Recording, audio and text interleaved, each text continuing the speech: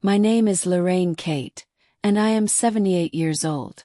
If you're listening to me right now, you might think I've always been this calm, this steady, this unshakable. But there was a time. Oh, there was a time when I was nothing but a 19-year-old girl in love with a dream I didn't realize was made of smoke. I grew up in the kind of small American town where everybody knows everybody. And if you sneeze at breakfast, the cashier at the grocery store asks if you're feeling better by lunch. My mama raised me in a 2-bedroom bungalow with peeling paint and a porch swing that always leaned to one side. We didn't have much, but she gave me more than money could buy. She gave me grit. The kind of grit that can make a girl smile through tears and get up when life knocks her flat. Trouble was, at 19, I didn't think I'd ever need that grit. I thought my life was going to be one long love song. That love song had a name. Daniel Whitlock. Daniel was 23, tall as a barn door, with hair the color of roasted chestnuts and a smile that could make you forget your own name. I met him at the Harvest Festival in the fall of '63, under a string of orange paper lanterns. He asked me to dance, and I swear the whole town disappeared. He smelled of cedar and fresh hay, and when he leaned in close, the world tilted. We were married 6 months later. Everyone said it was too soon, but I was 19 and convinced that love was enough. I didn't see the red flags. I didn't notice the way his eyes wandered in a crowded room, or the way his temper flared when things didn't go his way. I just saw the man who held my hand in church and told me we'd build a life so big and beautiful, the people in my small town wouldn't even be able to picture it. For a little while he kept that promise. He worked at his father's hardware store, and I stayed home in the small house we rented on Magnolia Street. The paint smelled fresh, the floors creaked just right, and every morning sunlight poured into the kitchen like it was blessing our marriage. I baked pies for the church socials, ironed his shirts, and thought we were happy. Then came the day I found out I was pregnant. Daniel kissed me hard when I told him, lifted me off my feet like in those Hollywood pictures. "We're gonna be a family, Lorraine," he said. "I'll take care of you. Always." And for a moment I believed him. I thought my life was about to bloom into something even better than I'd dreamed. But you can't see the rot in the wood until it starts to crack. Started small. Late nights at the store that didn't make sense. The scent of perfume on his shirt that sure wasn't mine. Money missing from the jar we kept above the fridge. When I asked, he'd laugh and say I was imagining things. "You're just hormonal," he'd say. That word, hormonal, became his favorite shield and my least favorite sound. The night my labor pains started, he wasn't home. He came rushing in 2 hours later, smelling of whiskey, his hair a mess. "Sorry," he said, grabbing his coat. "Car trouble." I didn't argue. I was too busy trying to breathe through the fire tearing through my body. Our son Michael came into this world just after dawn, screaming like he knew life wouldn't be easy. For a while, Daniel tried to play the part. He rocked Michael to sleep a few times, kissed my forehead when I looked worn out. But the late nights came back, and the excuses came with them. I started to see that the man I'd married didn't know how to love anything that required real work. And a wife and baby. Well, we were the hardest work of all. Then came the morning everything changed. It was a Tuesday in April. I remember because the dogwood trees out front had just bloomed, scattering pale petals across the yard like confetti from some celebration I wasn't invited to. Michael was barely 3 months old. I'd been up all night with him. Teething, the doctor said, though I thought it was too early for that. My hair was a mess, my dress wrinkled, and my hands smelled faintly of diaper cream. Daniel came into the kitchen, his shirt pressed, hair slicked back, and an unfamiliar energy about him. He kissed the top of Michael's head, poured himself a cup of coffee, and didn't meet my eyes. "Lorraine," he said, I'm heading out for a while. Where to? Asked, bouncing Michael in my arms. Just out. Don't wait up. He frowned. Out. Daniel, you've been gone more than you've been here. Michael needs you. I need you. He set down his coffee cup, finally looking at me, but his eyes were cold. I can't do this, he said. My chest went tight. Do what? This. Baby. The bills. The smallness of it all. I'm 24, Lorraine. I'm not meant to be tied down like this. I stared at him, sure I'd misheard. You're not meant to be tied down. You're a husband. Father. This is your life. He shook his head slowly, almost like he pitied me. No. It's yours. And then, without another word, he grabbed his coat and walked out the door. Just like that. No fight. No tearful goodbye. No promise to come back. Just gone. First I thought it was a bad dream. I sat in the kitchen, rocking Michael, waiting for the sound of his truck in the driveway. But the hours passed, and the sun sank, and the truth seeped in like cold through a cracked window. He wasn't coming back. The days after that blurred together. People whispered when I went to the store. Poor Lorraine, they'd say. Barely 20, baby in her arms, husband gone. Some brought casseroles. Others brought pity. I accepted the casseroles. But the pity, that I refused to take. Because somewhere deep in me, buried under the heartbreak and the fear and the crushing weight of bills I didn't know how to pay, there was a spark. And that spark whispered, he thinks you can't survive without him. Prove him wrong. It wouldn't happen overnight. Oh Lord, no. It would take years. Decades even. But I made myself a promise that day, sitting at the kitchen table with Michael sleeping on my chest. One day, I'll build a life so beautiful, so full, that the man who walked out on me will choke on the sight of it. And as it turns out, I kept that promise. But I didn't know, back in that April kitchen, that the day would come when Daniel Whitlock would show up again. And when he did, he wouldn't be the man who left. He'd be worse. And he'd be standing on my front porch. The first morning without Daniel, I woke to the sound of Michael crying and the cold side of the bed where his father should have been. For the first few seconds, still half dreaming, I reached for Daniel. Then the truth landed hard in my chest, and I realized this was it. There was no temporary, no note, no number to call. The world doesn't pause for your heartbreak. The baby still needs feeding. The rent still needs paying. The sun still rises, even when you wish it wouldn't. I moved through those first days like a sleepwalker. My mama came by in the afternoons with fresh bread and advice I wasn't ready to hear. Lorraine, she'd say, her voice soft but firm, you can't sit here waiting on a man who's already made his choice. You've got to figure out how you and that boy are going to survive. It was the first time I realized that I was the only one responsible for the both of us now. There was no backup, no partner, just me. The day after Daniel left, I put on the only skirt I owned that didn't have formula stains and went into town to look for work.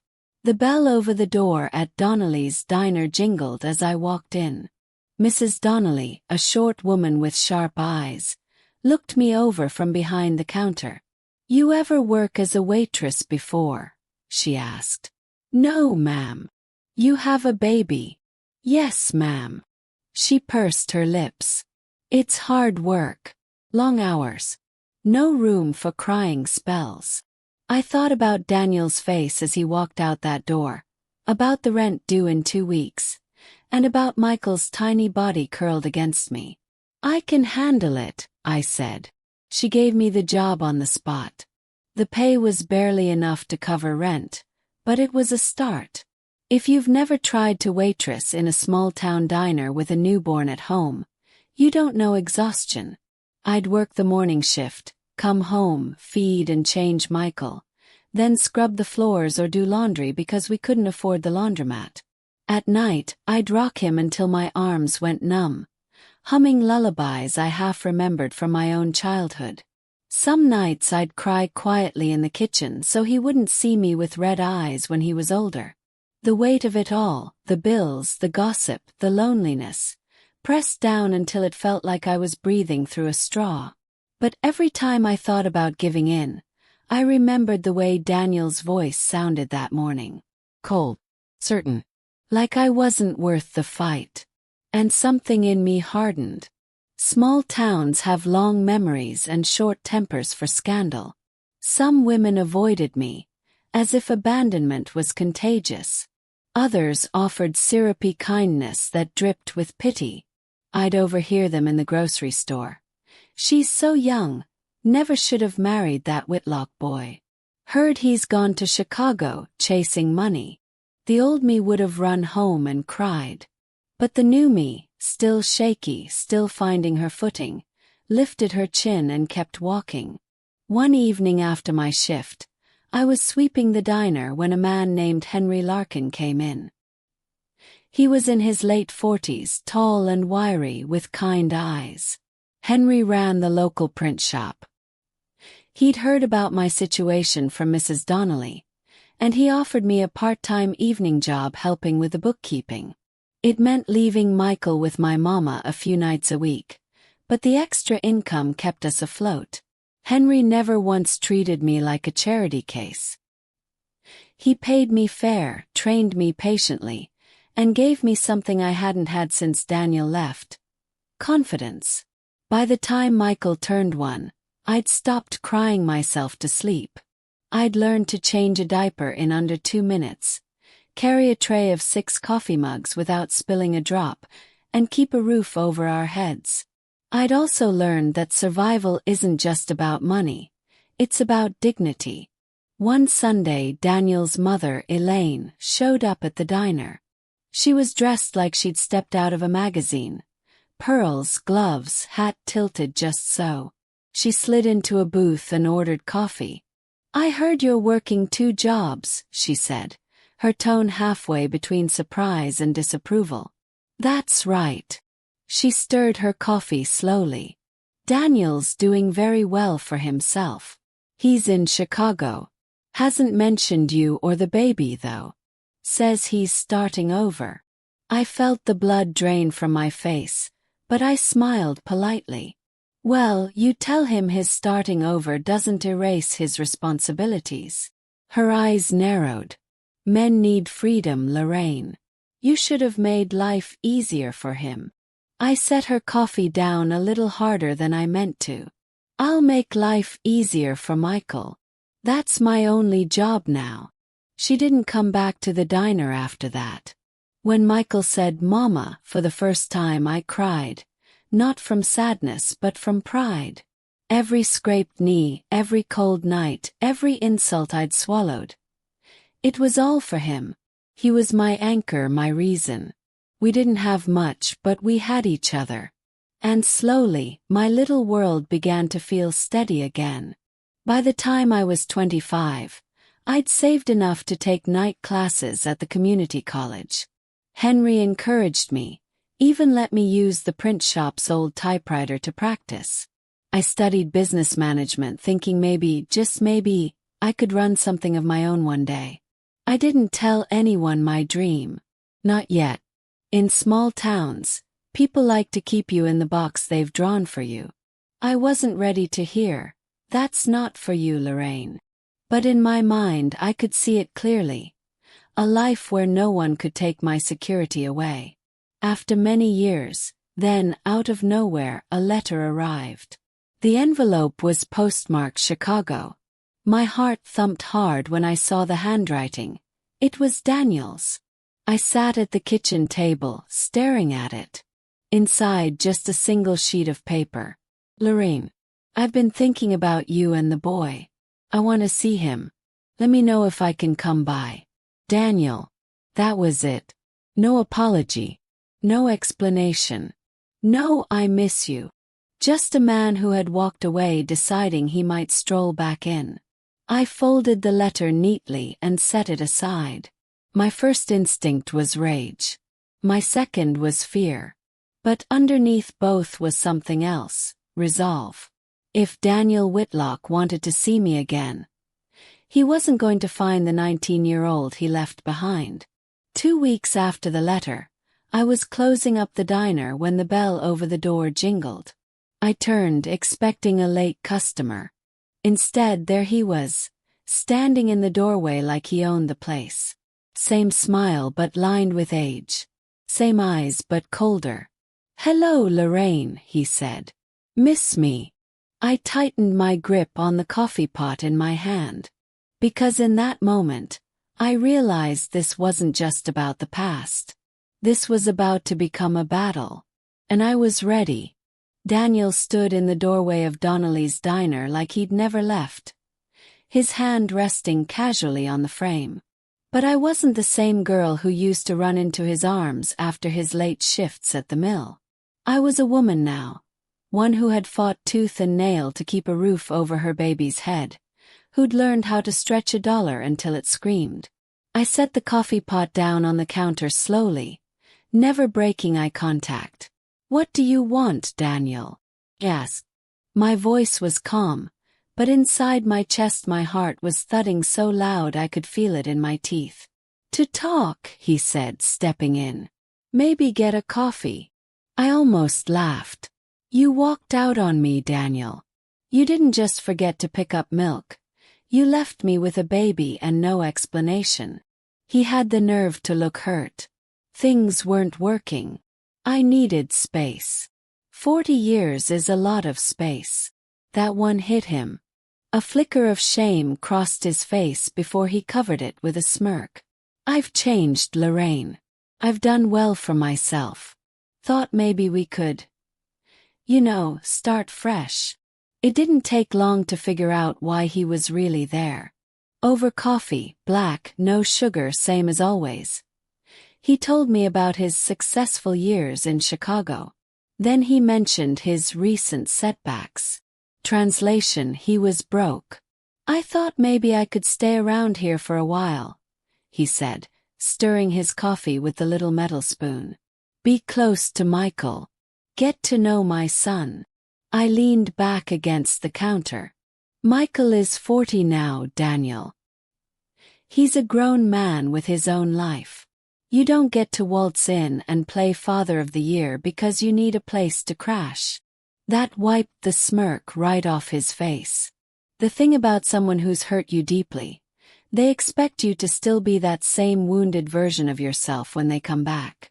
Daniel thought he'd find a desperate woman clinging to any scrap of attention he offered. But in the decades since he left, I'd built something solid. I wasn't rich, not yet, but I was respected in town. I'd worked my way up from waitress to co-owner of the diner. I had investments, home I'd paid off myself. And most importantly, I had a spine made of steel. That night, after locking up, I sat in my kitchen with a cup of tea and thought about my next move. Because one thing was clear: Daniel was like a stray cat. If I fed him once, he'd never leave. The next morning he came by the diner again. Same charm, same lazy smile. This time he brought flowers. "For old time's sake," he said. I put them straight in the trash behind the counter. "You're not staying here, Daniel," I said. "Not in my home. Not in my life." He leaned forward, lowering his voice. "You've changed, Lorraine. Used to be softer." "I had to be harder," I said. "You made sure of that." A week later I started hearing things. Little comments from customers. A look from Mrs. Donnelly.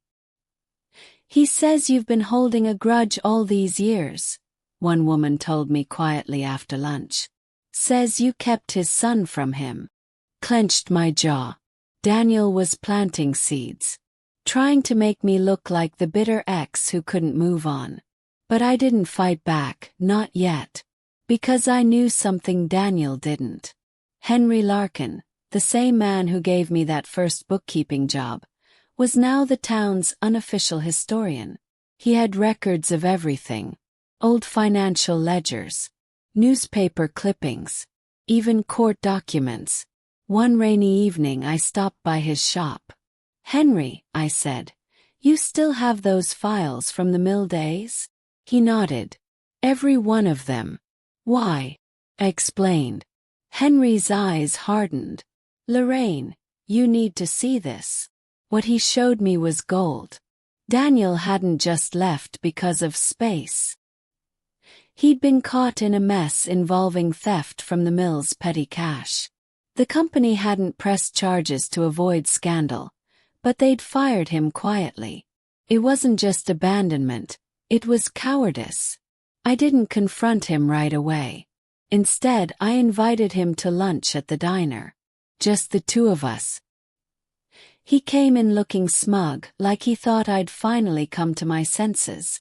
I slid the old ledger across the table. "Recognize this." His smile faltered. "Where did you get that?" "Doesn't matter. What matters is that you didn't leave for some noble reason, Daniel.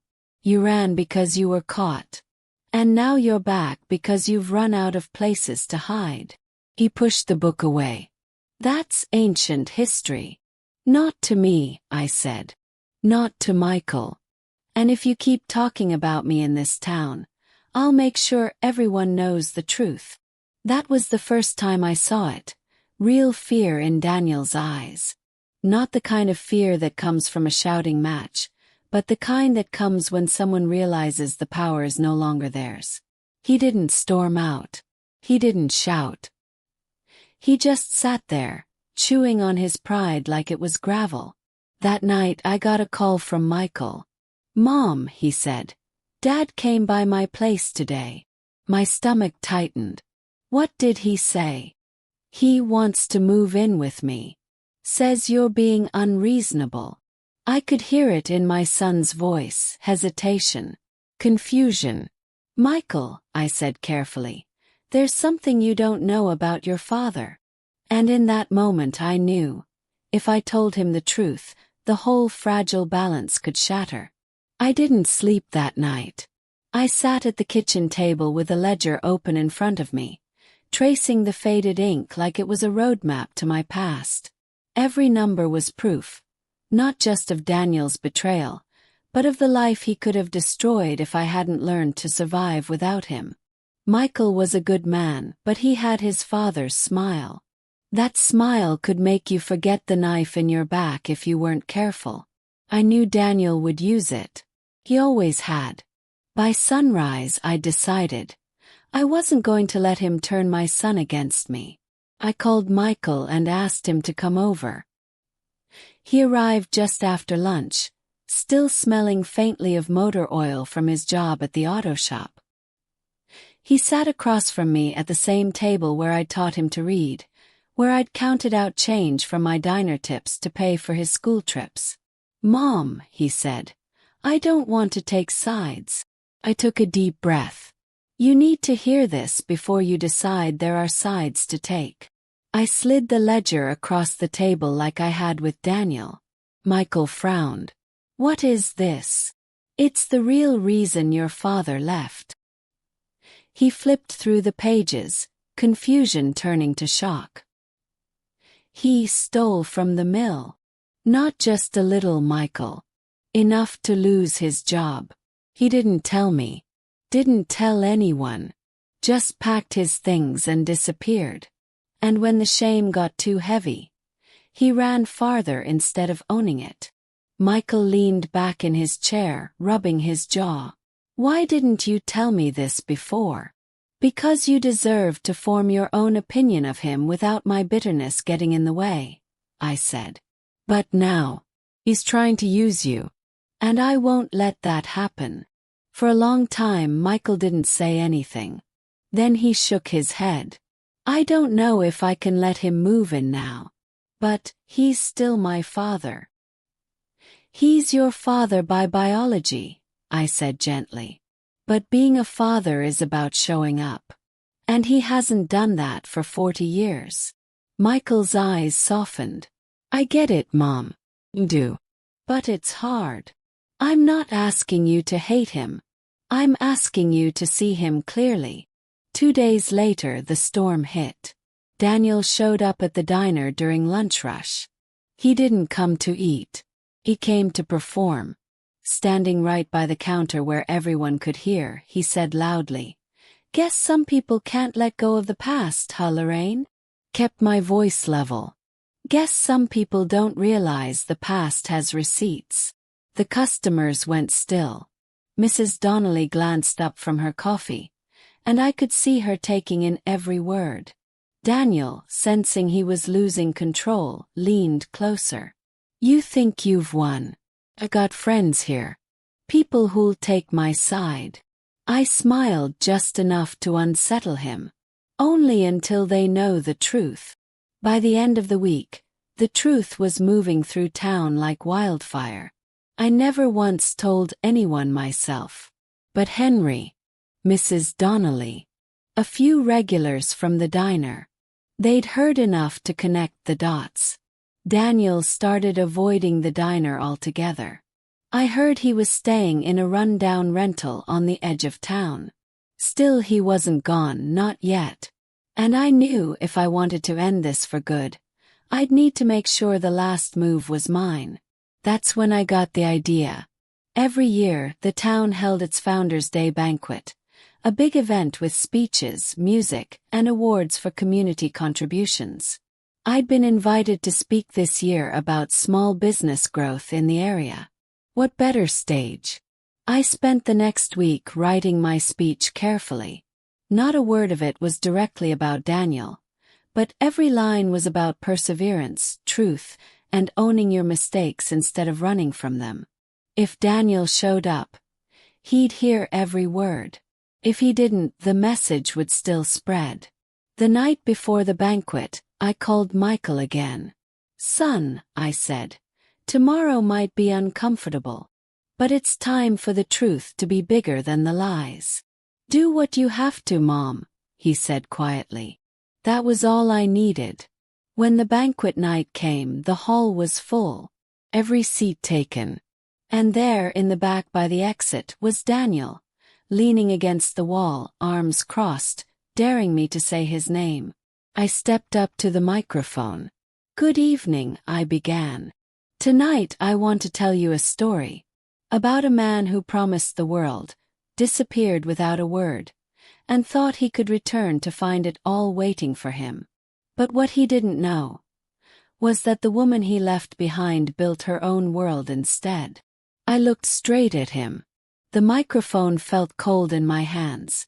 My knees, old as they were, locked in place, not out of fear but out of resolve. 40 years of silence had been building toward this moment.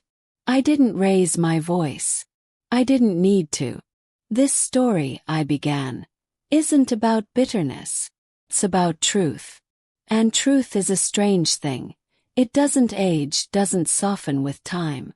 Wait patiently for the day it's finally spoken aloud." Every head in the room turned toward me. The clink of silverware stopped. Even the air seemed to still.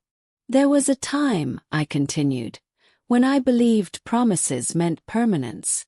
When someone looked you in the eye and swore they'd stand by you, I thought it meant forever. But forever can be shorter than you think." I didn't glance at Daniel yet. I didn't have to. I could feel the heat of his stare from the back of the room. 40 years ago, the man I loved left without a word. I was 19, with a baby in my arms and nothing in my pockets. People told me I wouldn't survive without him. Some even pitied me. But pity has no place in a life worth living. So I worked. I worked until my hands ached and my back screamed, until the house was paid for, until my son could stand on his own 2 feet, until I could look in the mirror and say, "You did this. You built this." A murmur rippled through the crowd. I let it settle before going on. "What they didn't know," I said, my tone sharpening, "was that the man who left me had already been running. From his mistakes, from the mess he'd made, from the truth. And here's the thing about running. You can only do it for so long before the truth catches up. I could see people in the crowd glance toward the back of the hall, where Daniel stood frozen. I never once said his name, but I didn't need to. Sometimes, I said slowly, the ones who abandon you will return. Not because they've changed, but because they think you'll still be the same girl they left behind. And when they find out you're not, that you've grown, built, thrived, they won't know whether to envy you or hate you. Either way, they'll never forget you. The silence after that was heavy. And then came the applause, soft at first, then swelling wave after wave until it filled the hall. By the time I stepped off the stage, Daniel was gone. Slipped out the door, probably before the first clap hit the air. Michael met me at the side of the stage. "You didn't have to say his name," he said, a touch of awe in his voice. "Everyone knew." Smiled. The truth doesn't need a name to be recognized. Over the next few weeks, Daniel tried, half-heartedly, to linger in town. But it was no use. The air had changed. People looked at him differently now. Not with curiosity or sympathy, but with a quiet understanding of the man he really was. One morning I heard he'd packed up and left again. This time I didn't feel abandoned. Felt free. I kept running the diner for another 10 years, training younger staff, teaching them the recipes that had kept the lights on all those decades. When I finally sold it, I didn't retire out of necessity. I retired on my terms, with enough money to travel, to give Michael and his children a little extra, to live the way I wanted. Sometimes when I sit on my porch in the early evening, I think about the girl I used to be. The one who cried herself to sleep with a baby in her arms, wondering how she'd survive. I wish I could tell her, "You're going to be okay. More than okay. You'll live a life so full. The man who left will barely recognize you." So, to those of you watching this right now, if someone ever walks out on you, remember this. They are not taking your future with them. You can rebuild, you can grow, and one day you can stand tall enough that they have to look up to see you. If you enjoyed my story, make sure you like, comment, and subscribe. Share it with someone who needs to hear that it's never too late to take back your power. Because sometimes the sweetest revenge isn't in seeing them fail. It's in letting them watch you thrive.